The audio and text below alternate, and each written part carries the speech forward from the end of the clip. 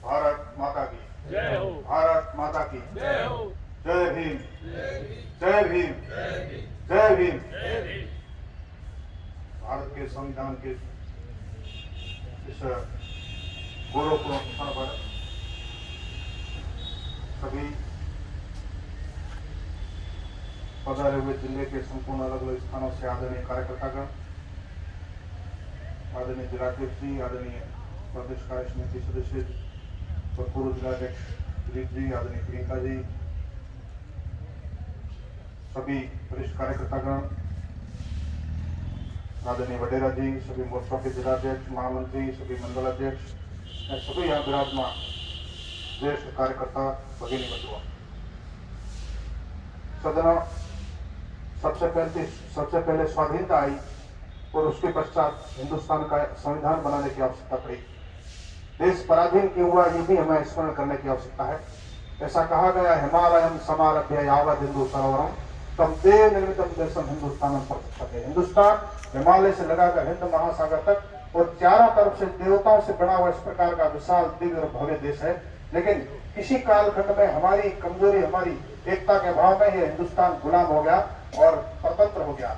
हमने लगभग 500,000 साल तक गुलामी का स्वाद चखा और जब गुलामी की दास्तां लंबी होती गई तो देश के हुतात्मा इस देश के लिए बलिदान हुए और देश को अखंड और एकता के सूत्र में बांधने के लिए और देश को संगठित करने के लिए बहुत प्रयास किया। अनेक हुतात्माओं के बलिदान के पश्चात हिंदुस्तान स्वतंत्र हुआ। स्वतंत्र ऐसे ही नहीं हुआ।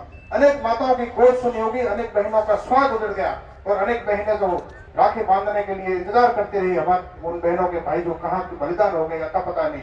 कुछ हमारे इन बलिदानियों के चित्र और नाम हमारे सामने हैं और असंख्य ऐसे बलिदानी है जिनका नाम है न अता न पता है, इस धरती में समा गए और देश को स्वतंत्र रखने के लिए और संपूर्ण इस देश को एकता के सूत्र में बांधने के लिए हमेशा हमेशा के लिए अमर हुए। इसलिए सज्जनों, उन्हीं की इस नींव की वजह से, उन्हीं के एक समर्पण की वजह से, उन्हीं के बलिदान की वजह से हिंदुस्तान स्वतंत्र हुआ है। आज हम कहीं भी बैठ करके फेस के ऊपर कुछ नहीं लिख लेते हैं, ऐसे हिंदुस्तान स्वतंत्र नहीं हुआ, आजाद नहीं हुआ, बहुत बलिदान देने पड़े, नरबंदों के बड़े बड़े ढेर लगे, तब जाकर आज हिंदुस्तान हम स्वतंत्रता दिवस और गणतंत्र दिवस मनाते हैं।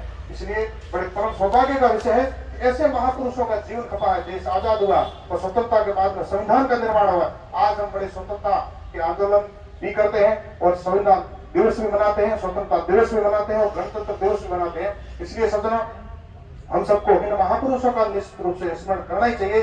और देश किन किन परिस्थितियों में, ऐसा कहा, यूनान मिस्र रोमा मिट गए जहां से कुछ बात है कि हस्ती मिटती नहीं हमारी। यूनान मिस्र और रोम इतने विशाल देश थे और तहस नहस हो गए, उनकी स्मृतियां शेष नहीं रही। हिंदुस्तान का इतना बड़ा विशाल देश होने के बावजूद, अनेक प्रकार के आघात झेलने के बावजूद, आक्रांताओं के अनेक प्रकार के आक्रमण झेलने के बावजूद आज हिंदुस्तान पुनः अपने अस्तित्व में आया। इसका एक मात्र कारण है ऐसे महापुरुषों की लंबी श्रृंखला हिंदुस्तान में रही है, इन्होंने जीवन दिया है, तब देश आज भी हिंदुस्तान आर्यावर्त जम्मूद्दीन भरतखंड भारत देश नाम का एक दिव्य देश है, आज भी मौजूद है। और 2014 के बाद में तो विश्व में डंका बजा रहा है। पहले उस स्थिति में आ गया कि हिंदुस्तान निश्चित रूप से विश्व की महाशक्ति बनेगा, परम वैभव को प्राप्त होगा। सजना, ये हमारे सबके लिए गौरव का क्षण है। 1947 को देश आजाद हो गया। बाद में आवश्यकता लगी कि किसी भी घर को चलाने के लिए नियम की आवश्यकता होती है। हमारे घर में चित्र लगे होते हैं, प्रत्येक त्योहार को हम कहते हैं कि ये इस कारण हमारे को व्रत रखना है, इसलिए देवी देवता का है। अनेक मर्यादाओं से, धर्म के हम कई बिंदुओं से बंधे हुए हैं और देश को चलाने के लिए निश्चित रूप से बड़े संविधान की आवश्यकता थी। बाबा साहब भीमराव अम्बेडकर समेत जो 7 सदस्यीय समिति थी, किन्हीं कारणों से बाबा साहब ही सक्रिय रहे और उनकी ज्यादा भूमिका रही, वो अध्यक्ष बने गए। उन्होंने एक लंबे अध्ययन पठन पाठन के बाद हिंदुस्तान में तो एकता, अखंडता के लिए, मानवता के मरण के लिए, स्वाधीनता के स्वाद के लिए उन्होंने इस प्रकार का एक संविधान बनाया। वो संविधान देश, समाज, धर्म और संस्कृति सबके लिए अक्षुण हो और एक सूत्र में कैसे बांधे, क्योंकि हमारे हिंदुस्तान को एकता के सूत्र में बांधने के लिए स्वाभाविक रूप से चाहे 4 धाम है, सब पुरिया, द्वादश ज्योतिर्लिंग और 52 शक्तिपीठ है, उन्होंने देश को सांस्कृतिक रूप से एक सूत्र में बांधा है।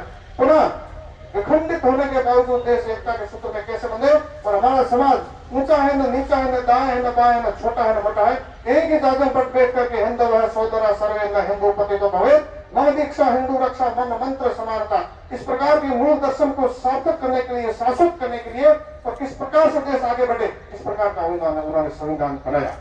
समता मूलक समाज, सामाजिक समरसता, भेदभाव सब खत्म होने चाहिए और सभी समाज एक ही जात पर आकर के किसी प्रकार का भेद नहीं, कोई छोटा नहीं, कोई मोटा नहीं, ऊंचा नीचा नहीं। इसलिए उन्होंने गरीबों के लिए, दलितों के लिए, वंचितों के लिए, शोषितों के लिए, महिलाओं के लिए जिस प्रकार के शोषण हो रहे थे उनके ऊपर उन्होंने आवाज बुलंद की, मुखर की। और आज स्थिति आई कि आज एक जात पर सब बैठे, सबको भाई मान रहे हैं, सब प्रकार के भेद मिट गए।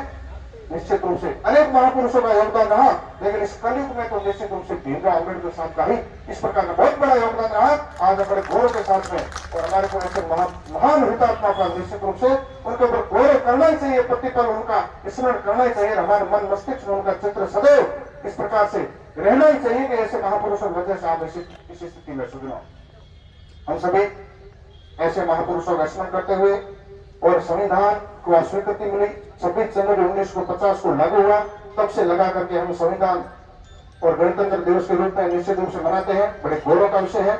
हम सभी इसी प्रकार के मूल चिंतन और दर्शन को आगे बढ़ाते हुए देश को पुनः एकता और अखंडता के सूत्र में बांध करके देश रक्षा समम व्रतम, देश रक्षा समम पुण्यम, देश रक्षा समम योगो, दृष्टो नेव च नेव च, दृष्टो नेव च नेव च। देश आगे बढ़ता रहे, देश ही सब कुछ है, हम देश के बाद है, नेशन इज द फर्स्ट। इन सभी विचार और भाव के साथ हमने महापुरुषों का स्मरण करते हुए आगे बढ़े।